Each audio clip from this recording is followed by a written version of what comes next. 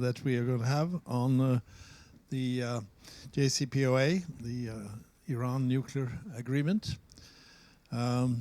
which to me is a reminder of the year 2015, which was indeed a good news year for multilateral diplomacy. I was Deputy Secretary General of the UN, and I was working very hard with the Sustainable Development Goals, which were achieved in the September 2015.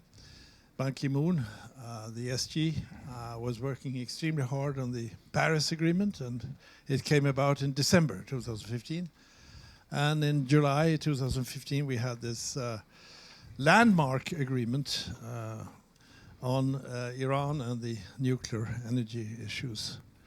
I would say it was a triumph for multilateral diplomacy, and it was also a very important step for non-proliferation of nuclear arms. So I recall how much it was celebrated all over. I myself was traveling, by the way, to Iran to discuss this with my many friends in Iran. I have mediated in the Iran-Iraq war. Some of you have even been with me, Agneta Ramberg, during the early part of that work with Olof Palme. And was of the view that the Iranian side had all to gain from this agreement, and that we, the rest of the world, also had a lot to gain on this agreement. Now we are facing a situation where the agreement is being questioned, particularly from the side of the United States, the President of the United States more particularly. And we are facing a decision point from his side, from the government side in the US in May, 12th of May, where we may be in a situation where the United States leaves the agreement.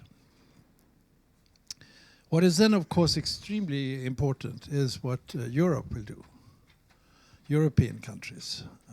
Europe has been strongly involved, France, UK, Germany, European Union's Commission, and we're driving force behind this agreement. Of course, John Kerry and Javad Zarif did a fantastic job, but Europeans were really very strongly behind this. And now the burden is partly laid on Europe. The American president has pointed to Europe and asked Europe to fulfill certain requirements, which will be complicating the process very much. I'm also certain there are also outside powers that follow this very closely, if I may express it diplomatically. I'm thinking of Israel and Saudi Arabia.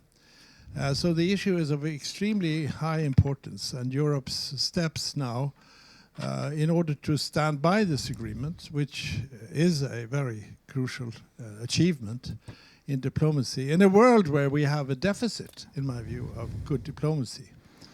And unfortunately, we land in a situation of threats and demonstrations of power and even risks of war, as we have seen for a while, hopefully less so now these days, around the Korean Peninsula. And the developments around Iran, if the agreement is now left if the Americans leave the agreement, will of course complicate world politics considerably.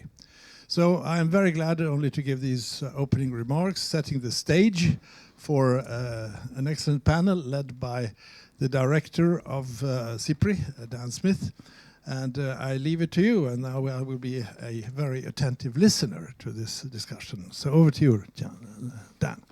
So thank you very much, Jan, and thank you to everybody for coming.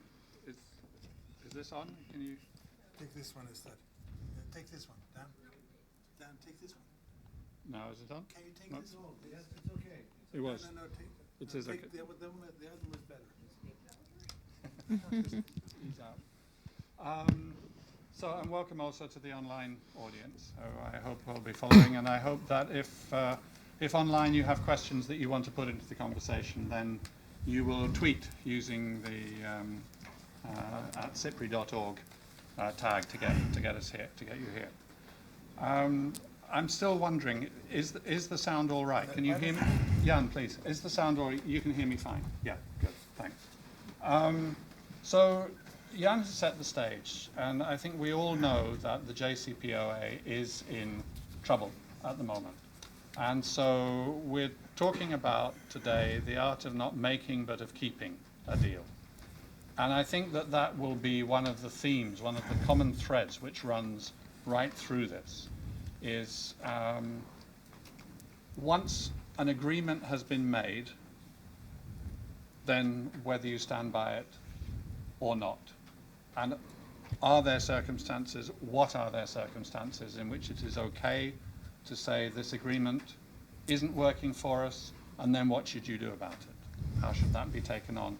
How should others respond? And we have 4 tremendous panelists for discussing that, and in the order in which they're going to speak, Tarja Kronberg, who's got a long background in these issues, and is also, as well as a researcher, formerly a parliamentarian, and is now, we're very pleased and proud to say, a distinguished associate fellow of CIPRI, working with our European security program. Speaking second will be Suzanne DiMaggio, who's Director of Senior Fellow at the New America Foundation and is also an Associate Fellow of CIPRI. And we work very closely with Suzanne on issues to do with Iran and also Northeast Asia. Then Adnan Tabatabai, who is the Chief Executive Officer, the CEO for a really interesting organization called CARPO, the Center for Applied Research in Partnership with the Orient. And again, we've been working together on and off over the past few years, and that's great. And speaking fourth, Thierry Coville, Professor of Economics at Navantia Business School and a research fellow at the French Institute for International and Strategic Affairs. And the way we're going to do this with such a big panel is, of course, in a highly disciplined way, 5 minutes each. Tarja has dared to state that she can not only speak within 5 minutes, but also within that 5-minute time limit, take you through a PowerPoint presentation. So this I regard as being a double challenge. I'm going to start getting both irritating and annoying for the speakers if they go on beyond the 5-minute mark. The reason for this is so that we move quickly to the discussion, and then I want as well not just to bring all the 4 panelists into that conversation, but then to open up for comments and questions from what I know, because I know so many of you already, is an extremely well qualified and interested audience. So no further ado, Tarja, the floor is yours. Thank you. What I will try to do in the 5 minutes is to give you an overview, so you are reminded of the whole process of negotiations as well as the implementation in order to understand the current situation. And first of all, the focus is the EU role. With the EU, the EU had 12 years of negotiations where the EU was basically first an autonomous negotiator with 3 European countries, Britain, Germany, and France. Then the action moved to the Security Council of the United Nations, then to US European sanctions in a dual-track process with sanctions and diplomacy to end up with a more bilateral Iran-US final deal where the P5+1, the 5 countries plus of the Security Council and Germany, were sort of an umbrella covering the negotiations so that 2 hostile countries could meet. 12 years of negotiation ending up with the Iran deal. Next. I want to focus on the transatlantic link since it's now called into question. The starting point was that US was extremely opposed to the EU initiative.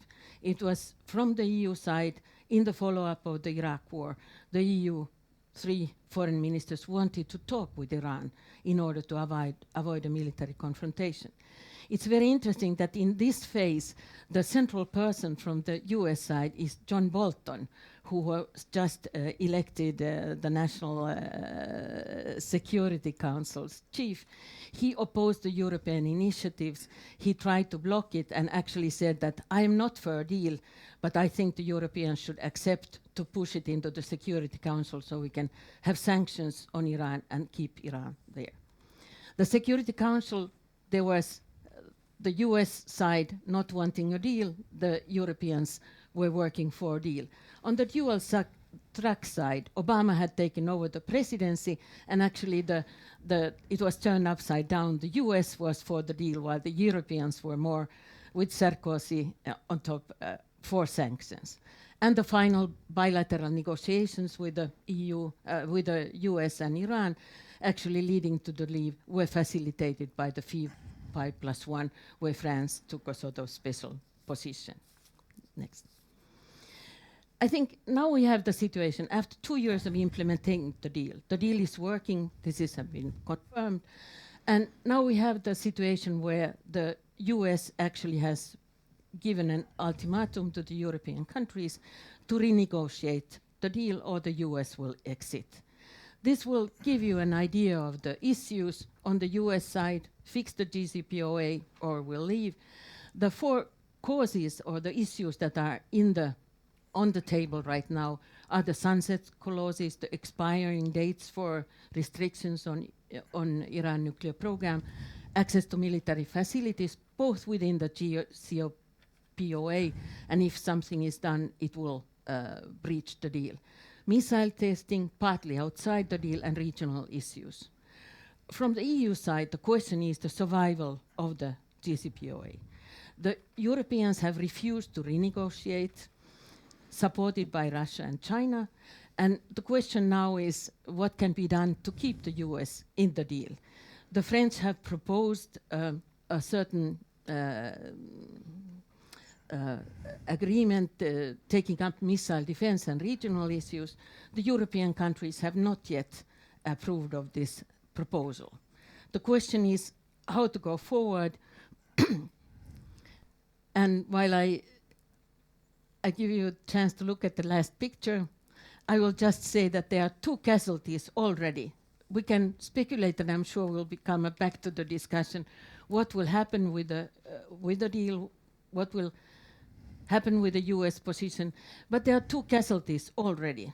One is the EU's global strategy, which talk about multilateralism, rule-based international system, and now is challenged by the transatlantic link. During the negotiations, the EU could maintain both. Now it's a question, can you both support multilateralism together with China and Russia, or do you accept the transatlantic link and sort of submit to the US requirements here? This is a major decision for the EU. The second casualty is non-proliferation diplomacy. The JCPOA has been the very sole example of how non-proliferation challenges can be solved by negotiations, and it's now in danger. The North Koreans follow what happens with the JCPOA, so do other countries. So the question is whether diplomacy will leave more room for military options. Thank you. Thank you, Tay. So I think it's really useful to be reminded about that European background to the whole negotiation of the JCPOA.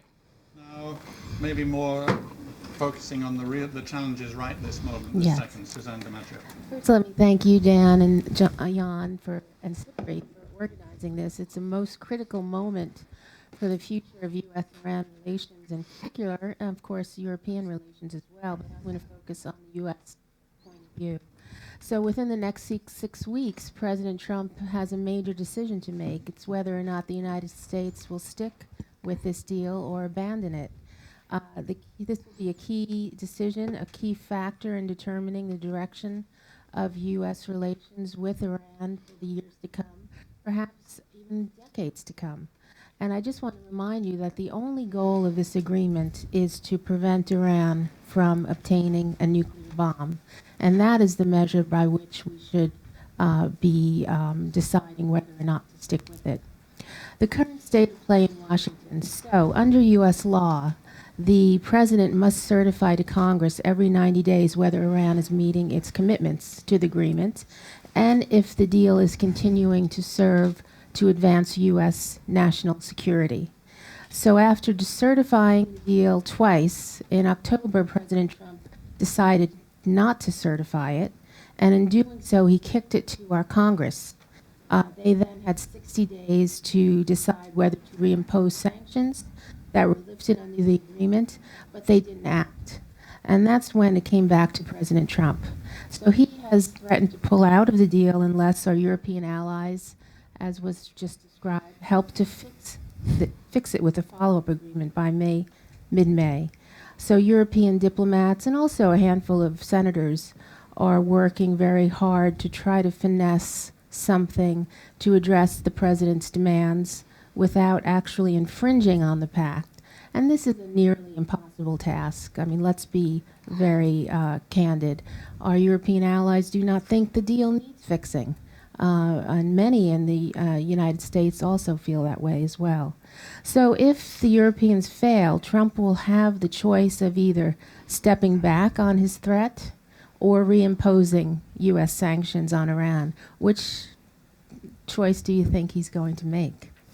So we face a real possibility that President Trump will reinstate either all or some of the sanctions against Iran, which will bring the U.S. out of compliance with the deal. And to be clear, this is very significant because it will be the United States, not Iran, that is reneging on its commitments. The IAEA now has confirmed 10 consecutive times that Iran is complying with the deal and meeting its commitments. So what will happen if the U.S. walks away?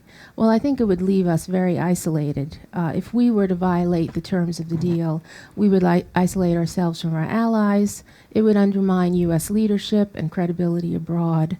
And in such a scenario, the Europeans, Chinese, and Russians, I think, would not reapply the sanctions. We'll have to see what the Europeans decide, but certainly the Chinese and Russians won't. I think walking away from the deal will also have a particularly negative effect on our relationship with our European allies.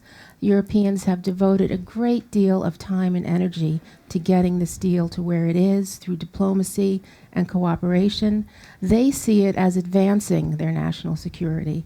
And I'm afraid if President Trump follows through on this threat, I have no doubt our European allies will view it as an unfriendly act, to use diplomatic terms, and it will have lasting consequences. And as one European diplomat recently put it, our fear, he said, is that even if we get a deal with the American negotiators, there's a big chance that Trump will just tear it up anyway and announce he is withdrawing from the deal.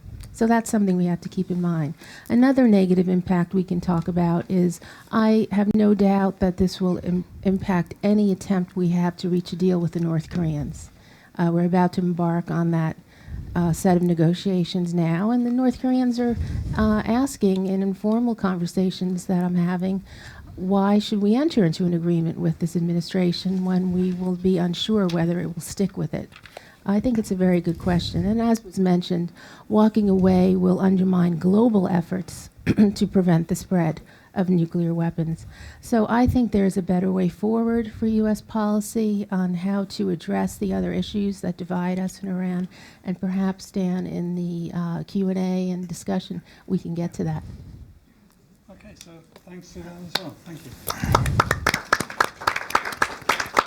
And Adnan, straight over to you. Adnan Tabatabai. Thank you very much, Dan, and thanks to CIPRI for setting this event up, and thanks for inviting me to speak. I think from an Iranian perspective, the value of the JCPOA, beyond questions of nuclear non-proliferation, really lies in the fact that its multilateral nature was able to overcome decades of deep mistrust. You had a very clear focus on a policy issue, which was a crisis for 10, 12 years, And this multilateral setup actually was able to overcome that and to reach an agreement. And I think here already we see the value of it, that in the Iranian perspective, the JCPOA is kind of a step to institutionalize relations with Iran, in the sense that on issues where you have a problem with each other, but mistrust doesn't allow you to speak frankly, you put in multilateral institutions that actually can immunize discussions against basically agendas of single states. So you have the International Atomic Energy Agency, you have the EU, you have the UN, you have the UN Security Council, you have the Joint Commission as a body that was in fact brought to life to monitor this agreement. And through these institutions, you somehow have a setting where you can safeguard an accomplishment that was achieved through a very, very lengthy diplomatic process.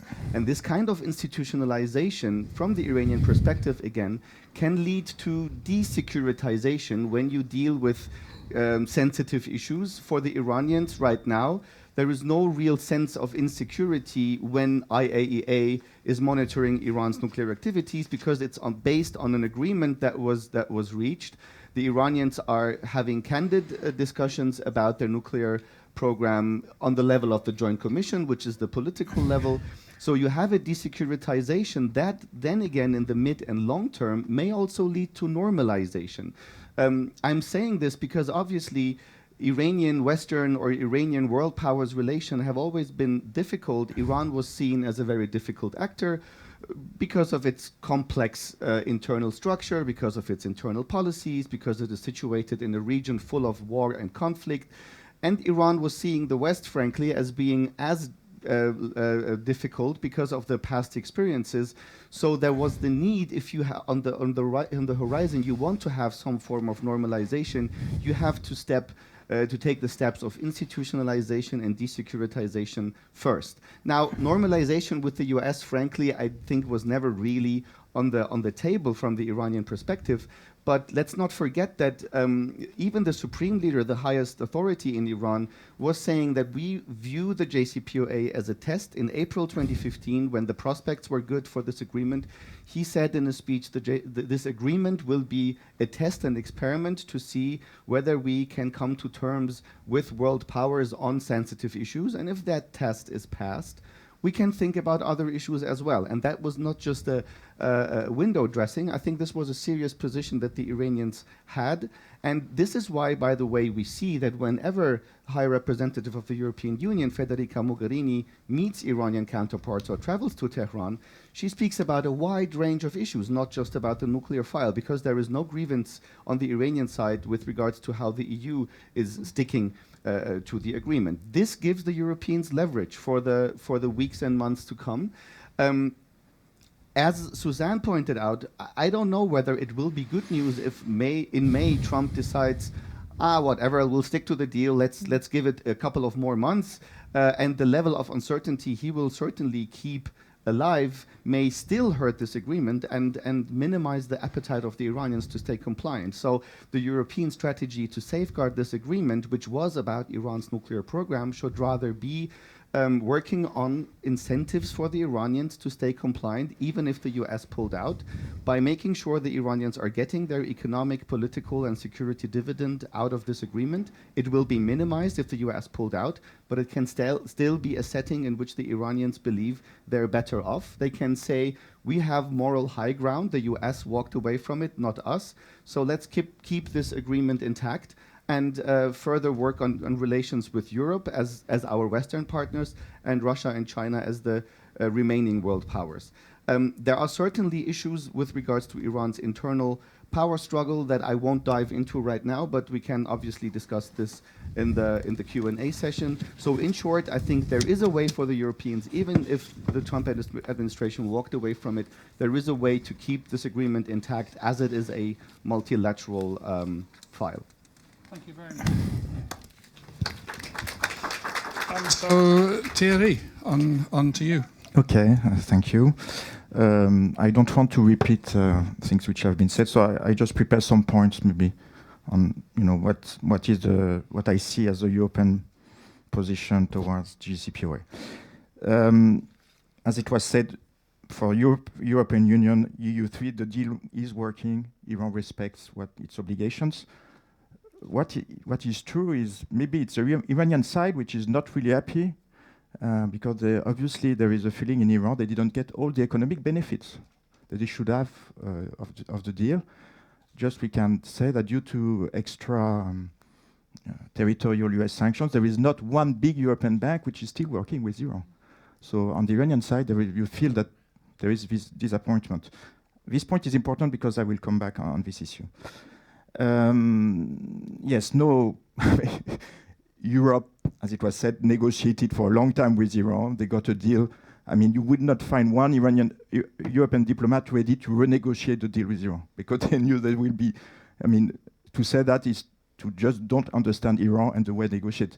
You will have obviously new requirements for Iran, new demands. So, I mean, to renegotiate the deal is a kind of ridiculous proposition.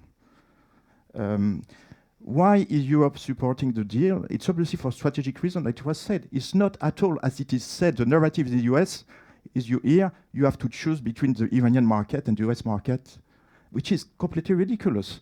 I mean, you look at the data, extra European Union exports to Iran represent 0.5% of total European export. Yes, that's the data from the European Union. So it's not a question of economics, it's a question of strategy. Why? Because if the US, let's imagine in May, goes out of the deal, what will happen? Obviously, the people in Iran and the airliners who did not like the deal, were against the deal at the beginning, will see their narrative confirmed, saying, we told you so, you were so nice with the Europeans, with the West, you trusted them, and see what happened, and so on. So on the hardliner side, even it's a good news, you know, in Iran, they say, okay, just we told you so, you cannot trust the West, and the West. But on the moderate side, let's imagine that if there are new US sanctions which are reinstalled on Iran due to the fact that US goes to the deal, the moderates will have hard times because all these economic benefits that are supposed to legitimate the deal in Iran will be really hard to present to the Iranian population. So I see US going out of the deal really weakening, reinforcing the hardline side in Iran and weakening the moderates, because there is this feeling, and which is true, they didn't get all the economic benefits.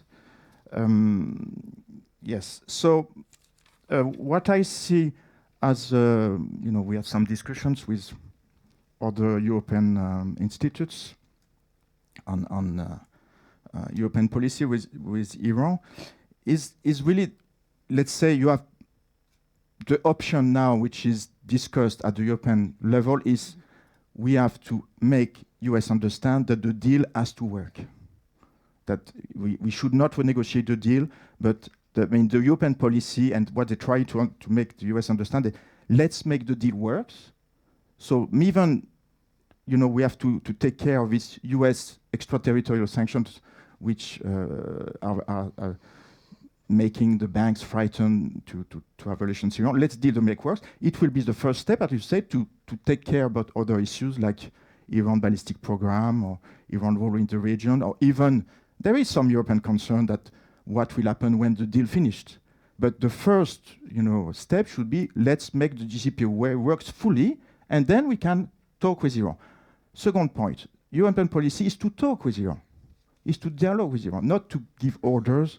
So as it was said, European policy is very completely, there is a transatlantic partnership, but this rationale of European policy towards Iran is to talk with Iran, to have a real dialogue with Iran. And obviously, it is difficult for European side to talk explicitly of a plan B, because all the efforts now are to convince US side of staying in the deal.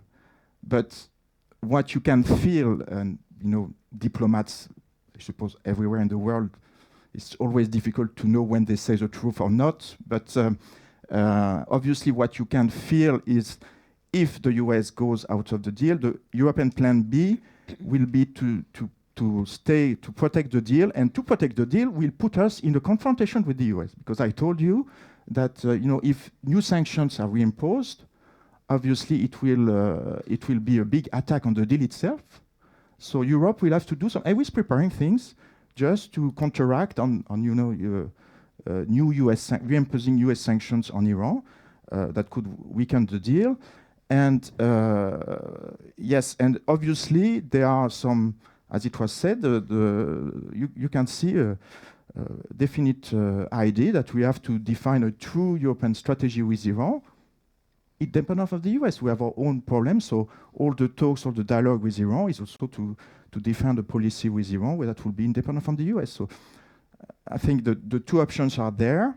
The Europeans are trying to convince the US, but obviously a plan B is someone thought about and would be to protect the deal and to keep talking with Iran, even if you have, it depends on the countries. Obviously, they have some disagreements with Iran, but the best way to address these disagreements is first to make the JCPOA work and then to talk about other issues. Thank you for your attention. So I want to thank all four of you for setting up the issues so well. And what I'm going to invite you to do is to look into your crystal balls just a bit. There are two sets of actors here who we can think about for potentially mitigating the damage, preventing any damage from happening. And I'm going to ask Suzanne first, and then the two of you. So, Suzanne, US Congress, what do you think the prospects are that the US Congress would be, in some sense, an actor in favor of the deal? Because that discussion or that line of thought is being aired in the discussion at the moment. Do you think that Congress will go with Trump if he goes firmly against it? Or do you think that Congress might get into debate and discussion itself, which takes it in a different course? Do you think that the answer depends on the outcome of the midterm elections in November? Yes. So have a look in the crystal ball. Okay, so let's keep in mind that this deal, there's only one decider. It's not a treaty, it's an executive agreement. So it's really up to one man, and that is President Trump, whether or not we'll continue. So Congress doesn't have an official role. But that being said, the ironic part of all this is I remember when the deal was coming to the fore in 2015, there were so many opponents in Congress, particularly on the Republican side, fierce opponents. And now here we are, almost 3 years later, and many of those opponents have the benefit of hindsight. They say, wait a minute, this deal is actually working on the Republican side as well, too, which is astonishing, but not, they're able to see and judge the deal on its merits. Keep in mind that the president did punt it to Congress to try to do something, and they couldn't get their act together. They neither had the will, maybe not even the capacity to do this. The atmosphere in Washington right now is highly partisan, as you know, and Congress, to be frank, is on some issues basically dysfunctional. So I think now if the president does withdraw from the deal, which I think is highly likely, given the direction we're going, the Congress will probably speak out against it to some extent. But make no doubt about it, there are still opponents in Congress. And when we think about why is the Trump administration doing it when the deal is actually working, and it is advancing U.S. interests, we don't have to worry about Iran having a nuclear bomb for at least 10 to 15 years. And the real fact of the matter is Iran is a member of the NPT. They have forsworn having the capability to get to a level of enrichment that's weaponized.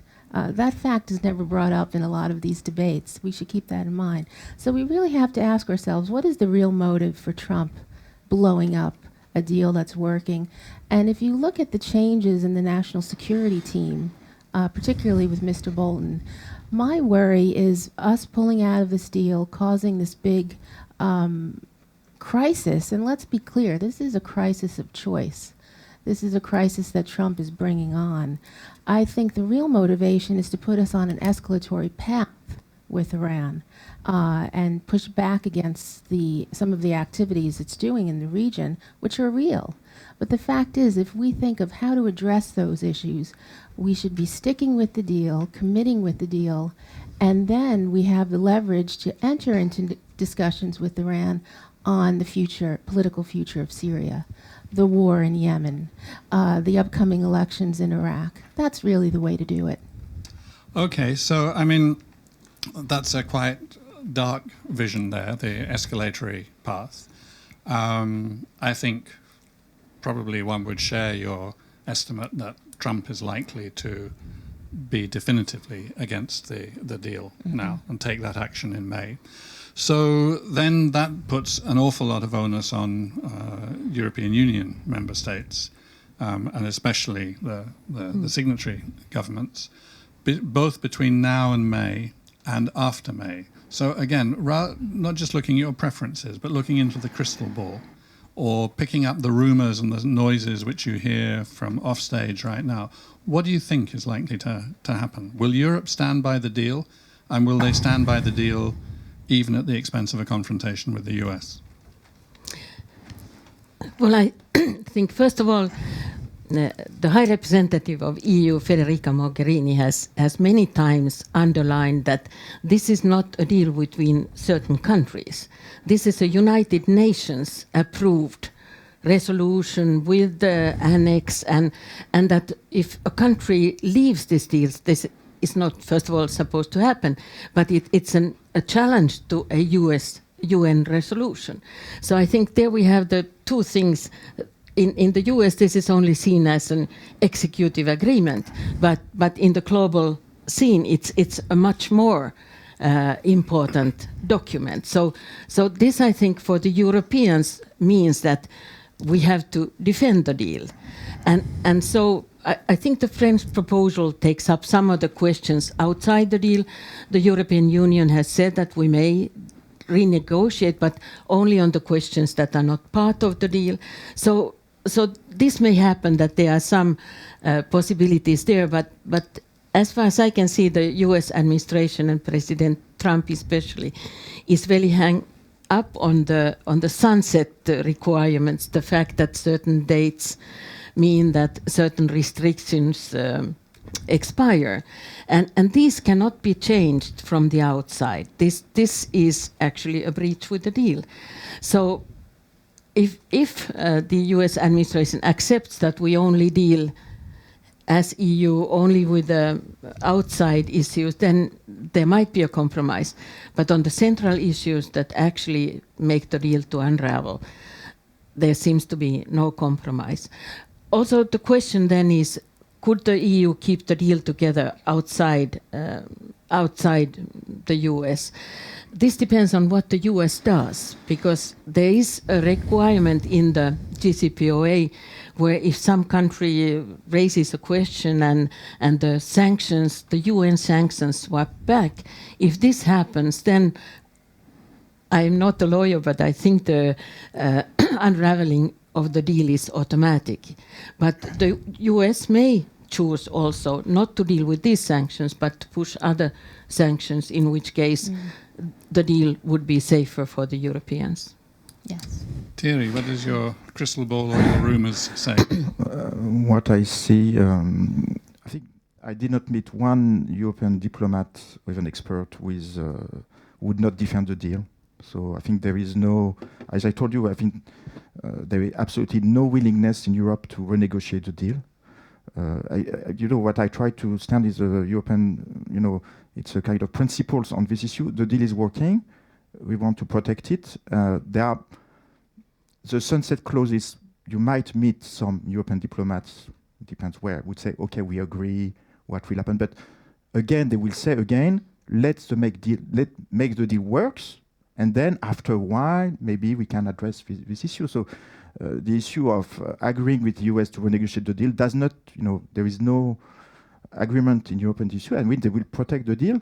And the question is, what will happen? I told you, I'm going to repeat, what will happen if the US goes out of the deal? I think maybe unwilling, but the Europe will have to protect the deal, will have to address this issue of US sanctions, reimposed or not, which will be a danger for the deal. So the European Union, it is ready, I think, to just address this question with the US. If you reimpose sanctions, the deal will disappear, and then we enter very dangerous issues. So obviously, you can feel that the Europe is embarrassed on this issue because they don't want to tell openly that we are going to be confrontational with the US. It depends in some countries, obviously, in the EU3, the transatlantic, as you know, issue is more important than others, but this issue exists. But what is clear in Europe, and I think the narrative is clear, to preserve the deal, Iran will have to feel that they get the economic benefits they deserve. If there is new US sanctions, they will not get these economic benefits. And in this case, even the moderates in Iran will say, why should we preserve the deal? So that's clear for the Europeans. And I think they have understood the strategic implications of the deal. And I think they will be ready to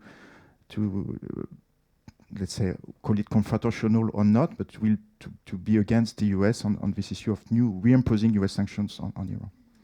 And so, Adnan, if I turn to you, I think there's two questions to think about maybe at this point in the discussion about Iran. One is, are there things that you could see that an active Iranian diplomacy could do to help the European powers in this situation, right, to make it a bit easier for them? And the second thing is coming to this, the question of politics within Iran and, you know, the impact of the pressure, of the uncertainty, and of an eventual possible reneging on the deal. So these two things, and obviously they're intertwined, because the harder the impact, probably the less that Iran is able to do. So if you can have a look at that tangle. I believe that when in Iran and you have the discussions there with stakeholders, I think it is important for the Iranians to understand, and I think they have understood it, that Europe is not pro-Iran, it's pro-JCPOA. And this is also something that other countries in the region who accuse the Europeans or the EU of being pro-Iran should really understand. This is about, if it was a JCPOA with Botswana, they might be the same, have the same zeal in safeguarding it. So that means that the Iranians obviously need to make life easier for the Europeans to safeguard it. At the same time, I don't really see how you can argue with the Iranians to provide the Europeans with something outside the JCPOA framework that they could then use as a bargaining chip against a US, which is questioning an accomplishment of multilateral conversations and negotiations. So I think this is the balance the Iranians have to champion.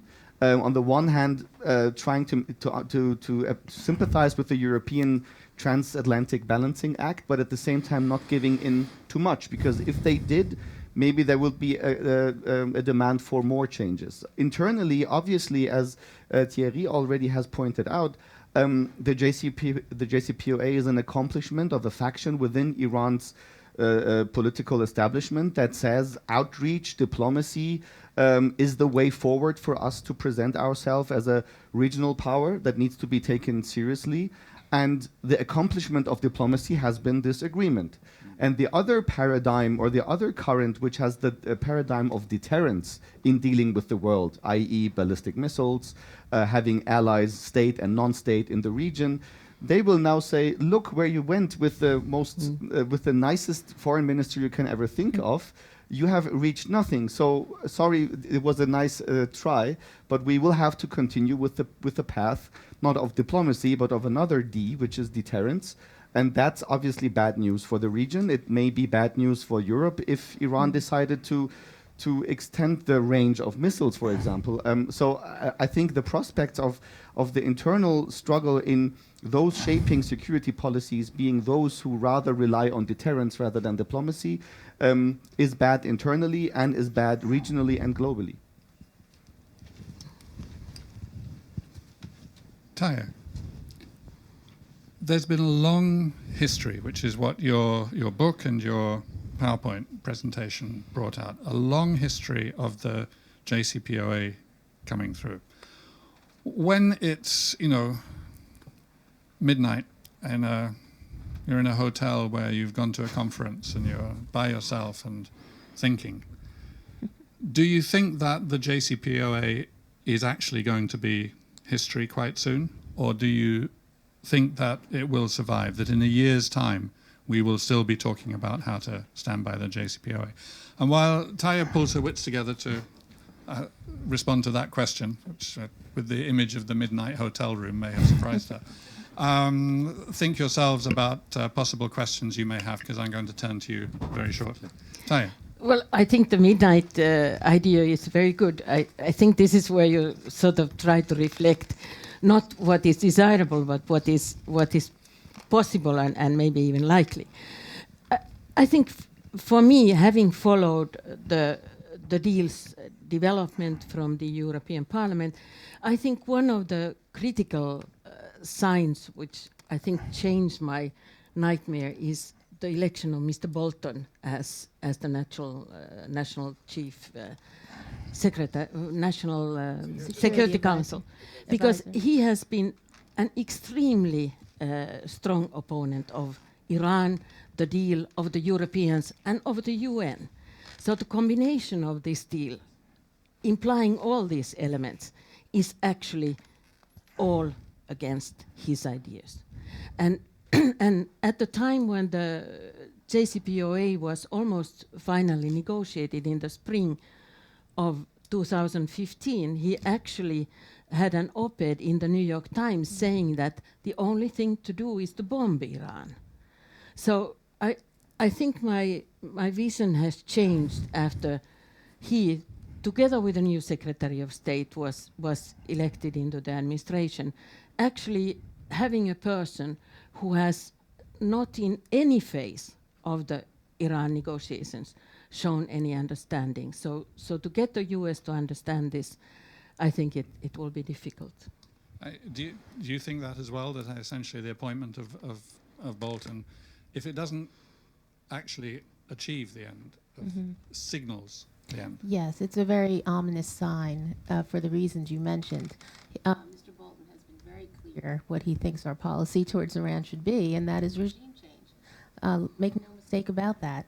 I'd also like to add that even if Trump comes back by May 12th and says we're going to stick with the deal and see in the next 3 months whether the Europeans can do something about it, that's not necessarily a good thing either. It's almost a death by 1,000 cuts with the Iran deal, or a long, prolonged death, because the fact of the matter is it just adds to the uncertainty, the atmosphere of uncertainty, which is going to continue to keep investors out of Iran.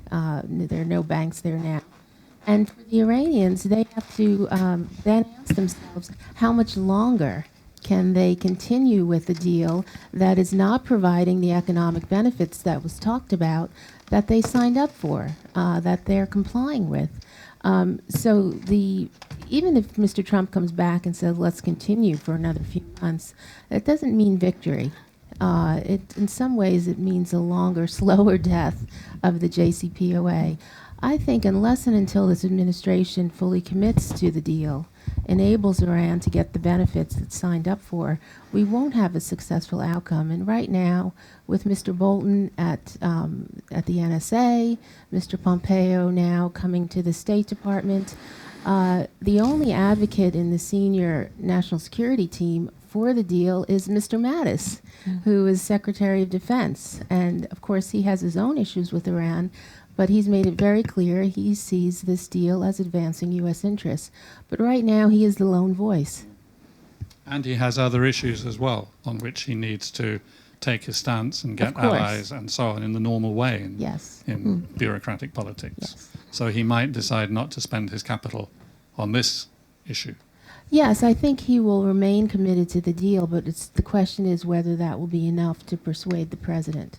I just think Mr. Bolton will have daily access to the president as national security advisor. He has his ear, and of course Mr. Pompeo has near daily access. So he's been giving him the presidential intelligence briefing on almost a daily basis when the president is interested in getting it.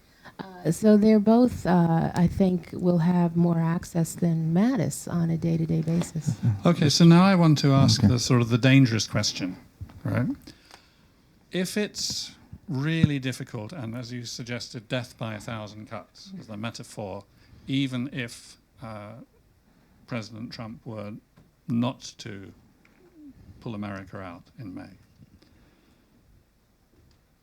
does that mean it might actually be better that we got a clear situation in which the US administration said there's no way we're going ahead with this deal, and that would clarify the issues? I mean, you know, I'm not saying that is what I think, but I'm putting the idea there and asking Thierry. Yes, it is very true that even if the US stays in the deal, I was at a conference in Iran in December last year. I remember one, Mohsen Rezaei is an important figure in Iran. He said something very true. He said, European banks now, due to the level of uncertainty, it's not even due to US sanctions that they don't work with Iran. It's their own calculations that the risk is very high and higher than the profit due to uncertainties and the past fines they have to pay. So, and even if, so that means that even if Trump stays in the deal, this level of uncertainty with these nominations will even be higher. So I don't see any European banks working with Iran, even if the US stays in the deal. That means, again, to answer your question, that Europe, maybe unwillingly, but they have understood that Iran wants the economic benefits of the deal. Obviously, there are very, very few foreign investments in Iran today, very few. And foreign investment in Iran is the key issue of the economic program of the Rouhani government to address the question of competitiveness of the Iranian industry and unemployment. So it needs more foreign investment. Without big European banks, this foreign investment will not come. Maybe some from Asia, but they are waiting from Europe. So, and Europe is addressing this question. So they are thinking about, I don't know if you have heard, creating public banks in France. Again, the program was, we were supposed to bring some 100 million euros ready on the table. I suppose due to the negotiations, said maybe at the end of the year.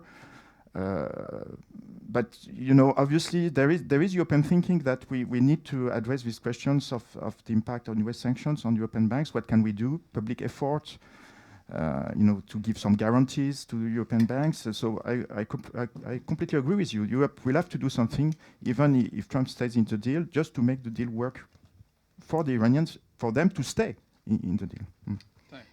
I think if you look at it from the EU foreign policy and security policy side, it's a little bit a different picture, but it would be better to get a clear decision from the US that they exit, because if the time goes on, this has been a unique success of European foreign policy. It has been one where consensus has been all the time. I mean, the European Union is always accused of not having consensus, and countries have different opinions.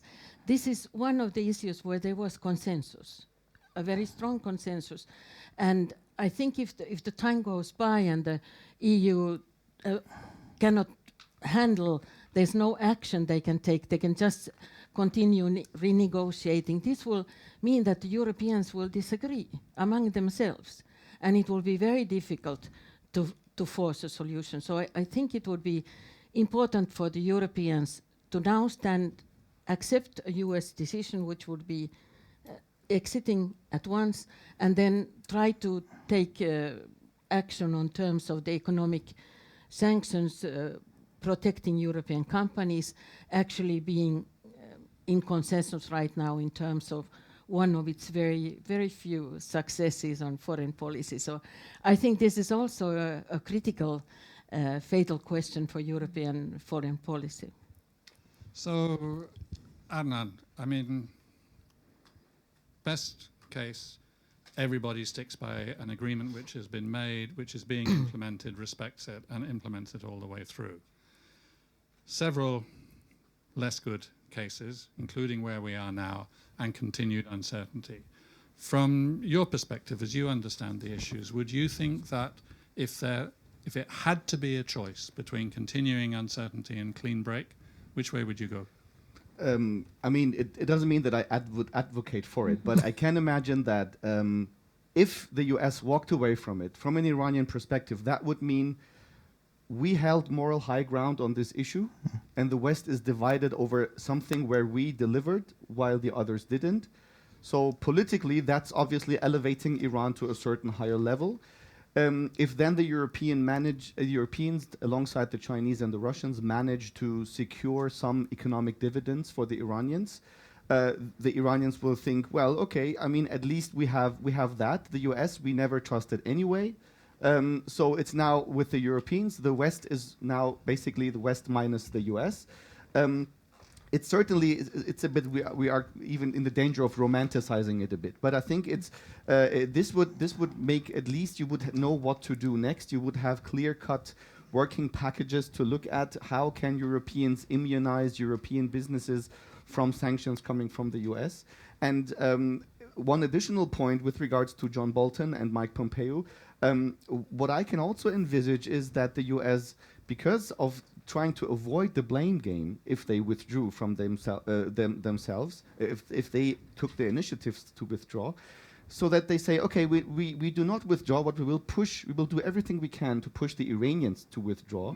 And with people with the zeal of Pompeo and Bolton, try everything we can to instigate trouble for the Iranians, be it internally, be it in the region. So there is even that scenario that the US position is we won't walk away because this will isolate us, but we will stay within this agreement, use all means that we have with people, with the ideas of people like Bolton and others to create havoc for the Iranians. So that again would lead us to the clean-cut scenario, which might be preferable. Could I just add my preference? I mean, of course, my preference is full commitment by the U.S. to this deal, which is working. But short of that, I would prefer to see the U.S. stick with the deal, even though there's continued uncertainty. And then my recommendation to the Europeans, Chinese, Russians, and South Koreans are involved in Iran now, and Indians and others, just to work to minimize the damage over these next 2.5 or so years. And hopefully in 2020, we will have a different leadership who will embrace this deal for the good that it is. I think we have to take a little bit of a longer-term view. I'm not ready to throw away the deal yet. If I just right. Okay, so let's take some questions now. There's a beer traveling mic to come around. Who has the first question? If you don't have the first question, Thierry has not. No, there is. And if you can just introduce yourself to us very quickly. Thank you very much. Yeah. My name is Peter Taylor. I was Sweden's ambassador to Iran. I've been dealing with Iran for a very long period, and two of us have met there. So I would like to add a slightly different perspective, the Iranian perspective.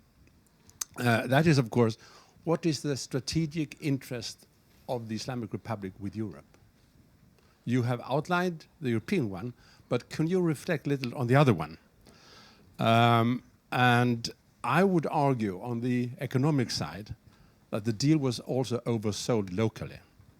It's not only the issue about banks. There are banks being, transfers are happening, I think, like that. But European companies who want to engage would also like to see economic reforms. And a third question to the panel would be, could you envisage that with Bolton and Pompeo, that the European resilience would strengthen to say, no, we won't give it to those guys? Thank you very much. Thierry, do you want to? Yes, I thank for the last question because I wanted just to, according to the meetings we had with diplomats from EU3, there is, in my view, a surprising unity in Europe on the preserving JCPOA. So I think I see a lot of European unity, which is reconforting, and really there might be some difference on the issue of the relations with Israel, the US, but what I told you are really the narrative which is clearly in the EU3, in the European Union. And I agree that looking at what is going on in the US, this narrative is reinforced, obviously, but in the sense Europe has to defend US interests instead taking the place of the US government, because I think, that, as you said, the US interest that the deal is preserved. On the economics reforms in Iran, I think there is a lot of politicization on. Yes, I mean, Rouhani was elected to promising negotiating, having negotiation and that they will deliver economic reforms. I think the expectations in Iran were enormous, and that would have been normal in any country. Iranian society suffered so much from sanctions and economic harshness that there was a feeling in Iran that with the deal, all the problems would be solved. And I think not a government in the world could have addressed this issue because, and obviously, as we saw with the manifestation in December, there is disappointment in Iran that yes, social problems are still there. There are still 700,000 new master's degree in Iran every year, and they don't find a job. And the deal is not going to solve all these issues. And I see a lot of politicization on, you know, yes, we don't invest in Iran because there are not enough economic reforms. Come on, I mean, Iran in the doing business ranking of the World Bank into the middle of the table. So it's not the best country in the world. It's close to Brazil, which is not a great example in terms of fighting. But at least, you know, when I see, all these issues that, okay, we don't invest in Iran because it's corrupt, I think that, I mean, the market is there in Iran. So I think Iran has to start some reforms, but I think we should beware of the, all these economic reforms. It's I would say in economics, there should be a positive dynamic. Obviously, if there are more foreign investment in Iran, that will be also an incentive to have more reforms. And I think what you see in Iran, and I don't want to speak instead of people who know maybe Iran better than me, the society in Iran is completely ready for opening of the economy, normalization, privatization. You have, I mean, the real strength of Iran is its civil society with a private sector, which is completely ready to manage all these big public companies. So, and that's much more important than communication on reforms that we see in the past. There are a lot of communication and not real reforms. Actually, I was going to turn to Adnan to make sure that we answer the first of those three questions, which is how you see Iranian strategic interest in engagement with Europe. Yes, good to see you again, Ambassador. I really think the Iranians view Europe as an actor with whom they share inherent interests, because ultimately Europe is the neighbor. It's the western part of the world where they basically have. They are neighbors to the region in Iran that Iran is located in. So the security concerns and interests are much more defined, much more clear-cut. It's not the case with the US. So the Iranian security, Iranian strategic interests with Europe are much more concrete and are much more at hand than those with the US.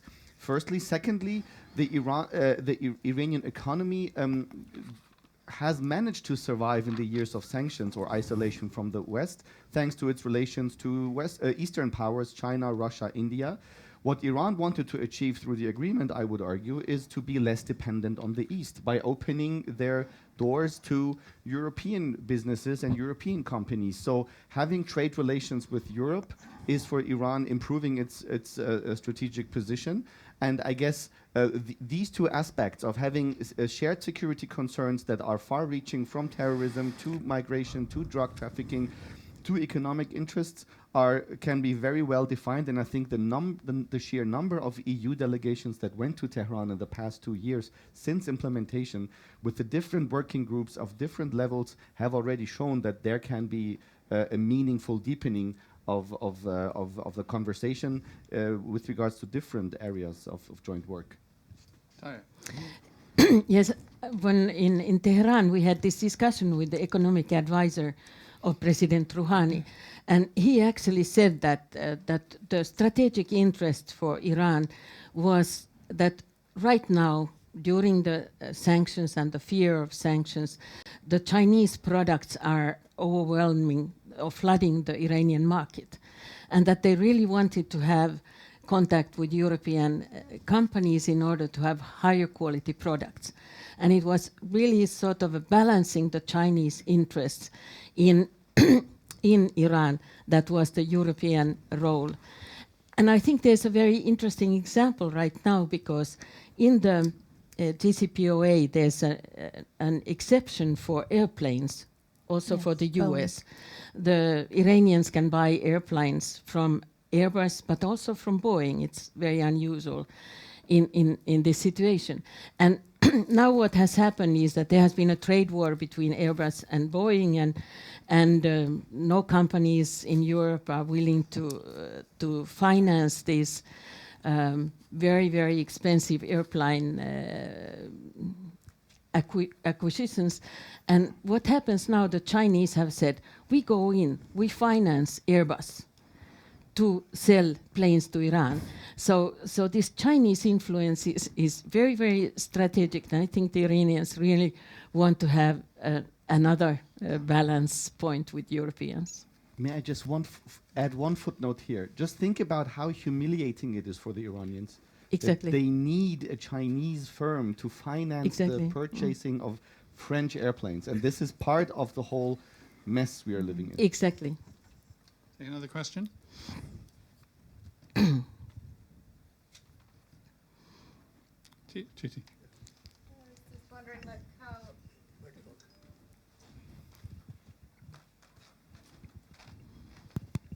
Yeah, I wanted to ask about the specifics about how the EU could oppose the US sanctions if they are reimposed, because there's been a lot of talk of this blocking statute from the 90s that could be applied, but like from an economic perspective, how effective would such legal measures be in protecting European companies? And some people have even talked about alternatives to this dollar-based economy. So I was wondering. Thierry, Tell more about that. Yes, for addressing this issue, I think the most important point is political willingness. Remember in 1996 when the US wanted to impose sanctions on Total, who had invested in the oil sector in Iran and not respecting the D'Amato Act, US. At the time, the European Union threatened the US to go to WTO, and the US backed off. So again, we are coming back to the political willingness of Europe to fight. All the regulations are there, but if you don't have the political willingness, and I must repeat, I'm not sure. I see it's nearly unwilling that maybe the Europe will have to address this issue, but I think the narrative is important because I even met European experts who told me in front of Iranians, the US told us we have to choose between the US market and the Iranian market. I mean, such stupid narrative. The European Union has understood that economic benefits for Iran are very important to save the deal. So they don't do that to protect their own economic interest. And I think the willingness, you can see there, the willingness is there. And there is a surprising unity. And how could you explain? Maybe it's due to the US is going in such I would call it even a erratic policy towards Iran, which is dangerous for the region, that unwillingly I feel some political willingness in Europe to fight and to address the sanctions. Public banks, to have some public banks, to renew these regulations in Europe, to fight extraterritorial US sanctions, to convince some private banks to take this policy. You have some German banks. I mean, now you have regional banks which are ready to take this risk. So I see some political willingness, to answer your question. On this point, I have to say I'm hearing other things about the Europeans, that they may perhaps be wavering on the point of sanctions. And I think this would be the worst case scenario if the Europeans do cave in and go along with more sanctions at this critical moment. And what it will signal and what it will do is instead of pushing back on what I would call very bullying behavior on the part of our president towards our most closest allies, it will reinforce that behavior. I mean, this is a moment, if I may say, for the Europeans to be standing up to this president and making the case that this is not only in their economic interest, but it's in their national security interest that we continue with this deal. So by caving into more sanctions, I'm afraid it'll just reinforce the behavior of, let's face it, this is how toddlers behave. Strong-arming our closest allies into fixing a deal they do not see needs fixing is not how we treat allies. So I feel very strongly that the Europeans need to stand together and stand up on this issue. Further question or comment from audience?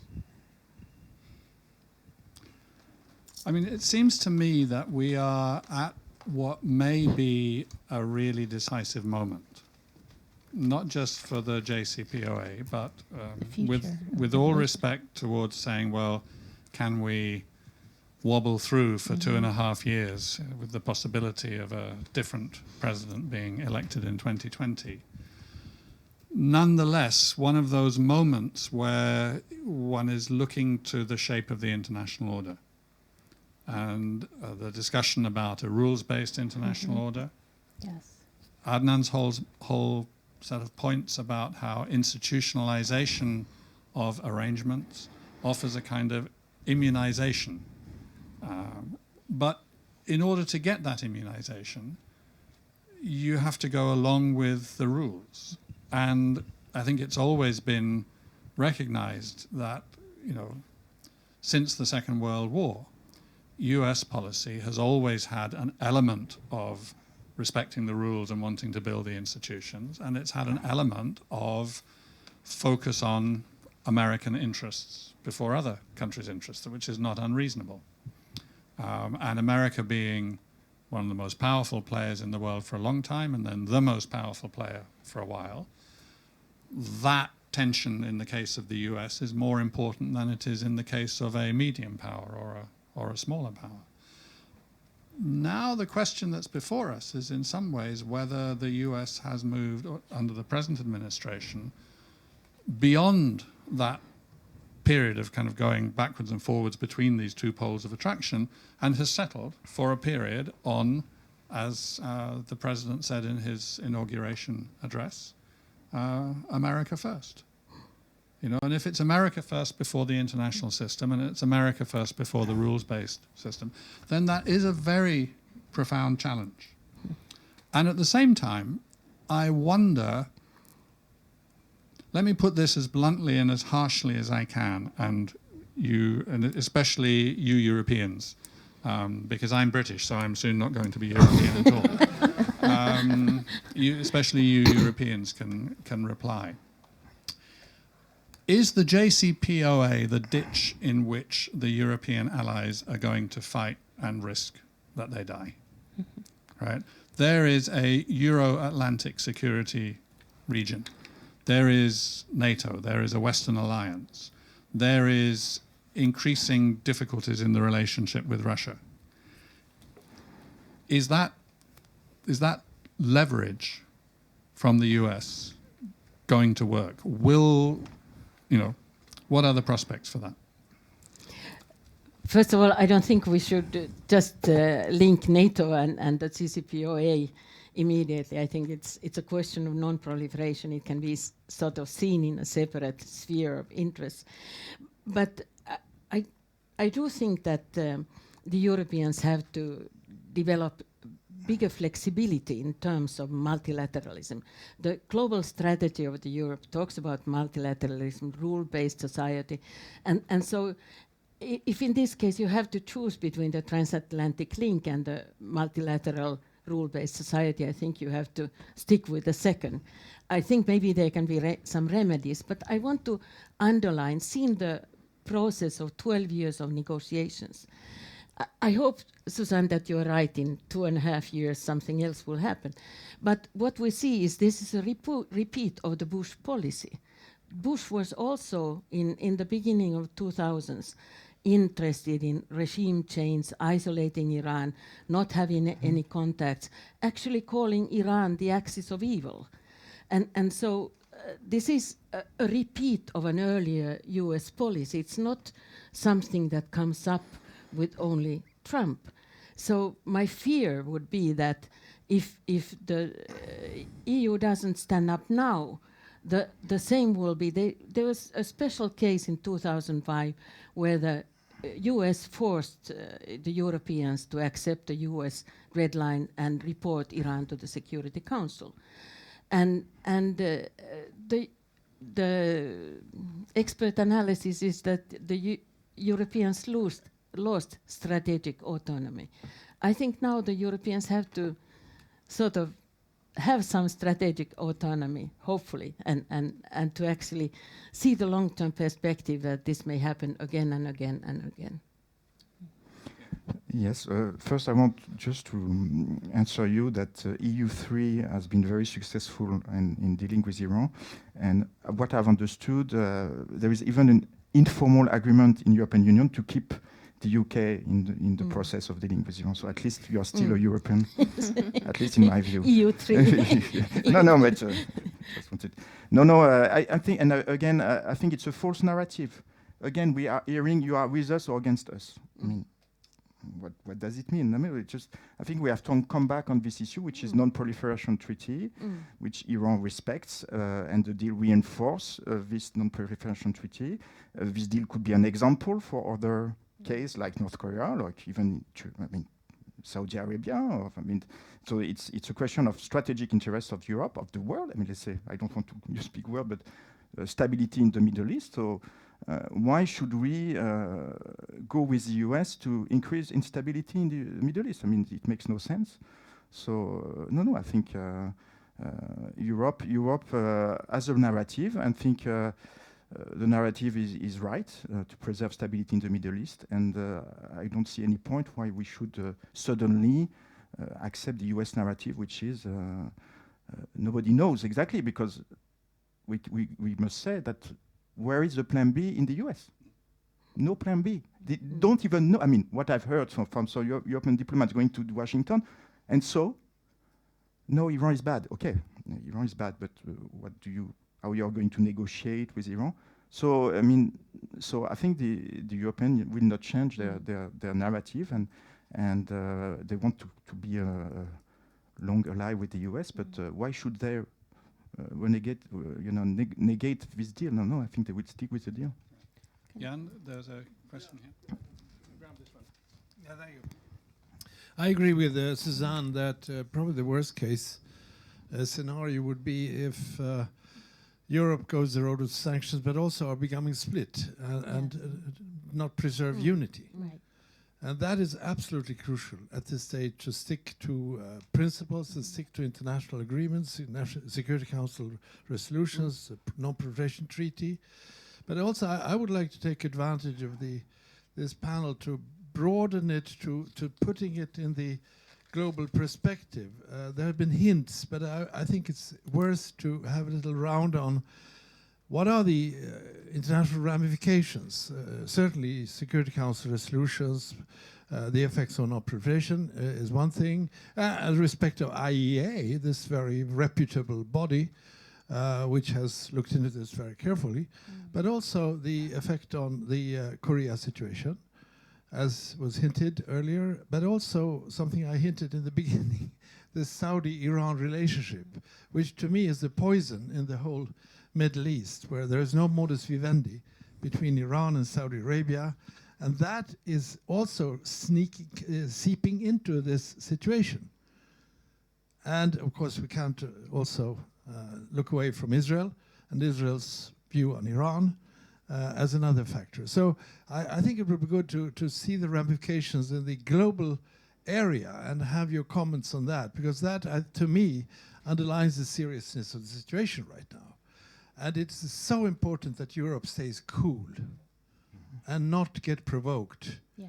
And now really, from the different less bad scenarios, or bad but not worst, take a departure from that point to see what we can do, what Europe can do, to make the situation as clean and clear as possible, and not jump into a situation which would probably provoke groups in Iran to react accordingly.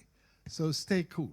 But if I could hear this global, this is my old Deputy Secretary General instinct that asks, where is the rest of the world? So if I begin with Suzanne, Adnan, and then come back on this side, and this will, wrap up any other thoughts you've got. We've got 10 minutes now to the end, so this will be more or less your last word. So thank you, time. Jan, for bringing that up. I think if we look at the impact of the demise on the Middle East region in particular worries me quite a bit, because I think there will be a connection. I see the U.S. now as having no policy towards the Middle East. Some would say it's an anti-Iran policy, but that's not enough for an actual strategy in the region. But that's where we are. And at the same time, we see that the Trump administration has thrown in all its support for the Saudis and Sunni, which is not how the United States has articulated its policy in the Middle East. I mean, I think we're missing a big opportunity. Sticking with the deal and enforcing the deal, committing to it, using that leverage to be a force in the Middle East, where we then have leverage with both the Iranians and the Saudis to play more of a balancing role. Right now, we've given up that leverage by just emboldening the Saudis. And instead, if we look at all the crises in the region, whether it's Yemen, Syria, instability in other parts of the region, the road to solutions run through Riyadh and Tehran. And instead of playing a role where we can quietly, we shouldn't be in the middle of it, but quietly encourage the Iranians and the Saudis to reach some modus vivendi to get to a political solution in Syria, to ending this catastrophic war in Yemen. The humanitarian crisis there is of epic proportions, and we must ask ourselves, how long will we allow that to be sustained? So this is what the role of the U.S. should be now in the region. And I think by sticking to the deal, it gives us the leverage to play that role of a balancer in this. This is the future of the region, and this is what we should be focusing on. Adnan.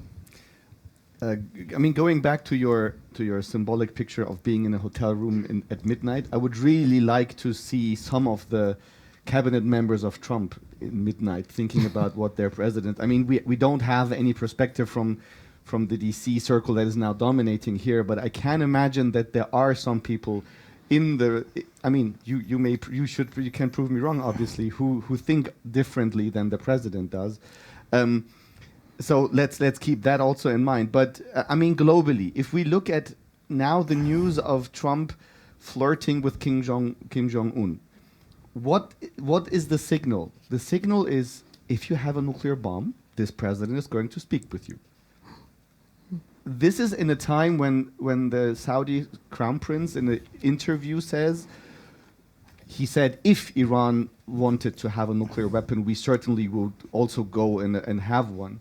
There is the conditionality. But again, there is the sentence of a leader in this region saying, well, it might in a certain condition be necessary for us to acquire a nuclear weapon. So this signal, which is basically coming out of, it's on the global level, it's highly dangerous. So this is the first thing I would point to with regards to what Suzanne mentioned earlier, that how and why should the North Koreans agree to something that might be in danger 3 or 5 or 6 months from now. So that's the first thing. The second thing, I think what we should also bear in mind is the sheer anti-European sentiments that many of the Trump entourage actually have. In some of the conversations, I happen to meet with them in European conferences and think tank meetings. they don't hold the European Union in high regard. As they despise President Obama, they're also anti-European. And I don't know exactly where that comes from, whether it's about a global player that they do not want to see. So that is also playing into it. If Europe gives in, it would in fact show to the world that it is not an important global player, at times being able to stand up against the US. When it comes to the region, obviously Iran-Saudi is a very critical issue, but it's not the only issue. By giving the one side the sense that the other you can neglect, and I would never advocate for working only with Iran and abandoning the Saudis. This would be as dangerous as it is now with only working with the Saudis. But there is obviously now a policy coming from DC or from the White House. Let's really reduce it to the White House.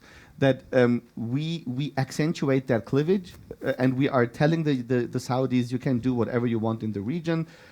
Results are Qatar, results are Lebanon, all went to the benefit of Iran, by the way, and sideline Iran. At the same time, keeping arms sales going. So divide and rule has become divide and sell, so to speak.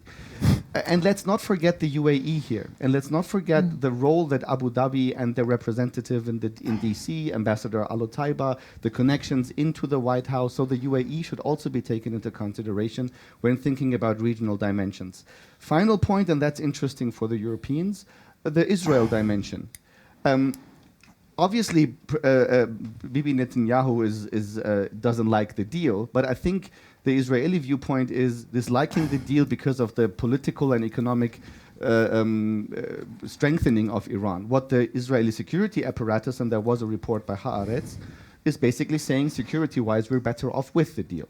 And this should be the another ultimate incentive for the Europeans to fight for it, and might also be a reason why the US have not left yet, because there are some interests that matter here. Where does that all leave Iran? I think Iran is watching closely to see. We have disagreements on many issues, but with the nuclear file we have a clean sheet, and if even that is not leading us to the results that we were thinking it would, then multilateralism has failed, and we cannot really seek bigger bargaining with the international community. Speaking about that, ramifications would go beyond the time that you gave me, but I think we should always bear that in mind. Thanks very much. So, Thierry? Yes, yes, you're right. I think we are entering a critical moment for European Union policy, which is interesting to understand because European institutional foreign policy framework started historically with negotiating with the Iranian crisis. So the first point I want to make that there is at least a deep knowledge gained in Europe about what is Iran, what is Iranian influence. What I heard among some not so old diplomats, this knowledge is there, so they know the stupidity of regime change concept in Iran. They know the stupidity of telling Iran don't have influence in the region, which is, you know, which is I heard an Iranian saying, you know, on radio saying it relates to the absence of knowledge of Trump on Iran, and you see this absence of knowledge which exists in Europe. So I think it's reconforting that this policy is based on knowledge, experience, and dealing with Iran. Second point in the choice of words, how we should frame our policy. And I don't want to talk about one precise French politician or French minister, but obviously dealing with our disagreements with Iran, we have to be very careful in how we frame our words, not to give Iranians the perception that we are repeating what the Saudis or Israelis are saying. And that's maybe, and again, I think European diplomats have understood that we have to frame our disagreements with Iran, which are there on Syria, missiles, but avoiding giving this impression that which comes very soon in Iran. Okay, you say that because you are pro-Saudi. No, we say that because we have a true European policy and we have some disagreements. We want to talk with you.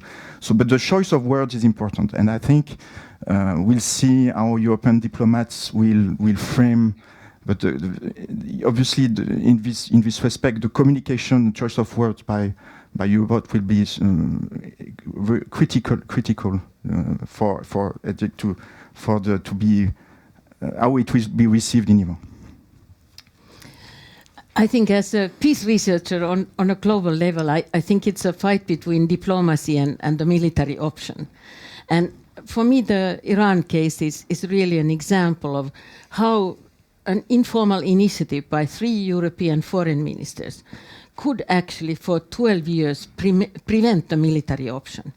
And so I think this idea of isolating the countries you define as enemies is a bad idea. The idea of axis of evil where you want regime change is also a bad idea. I think it's a very good idea to talk to the countries and see if you can avoid the military options.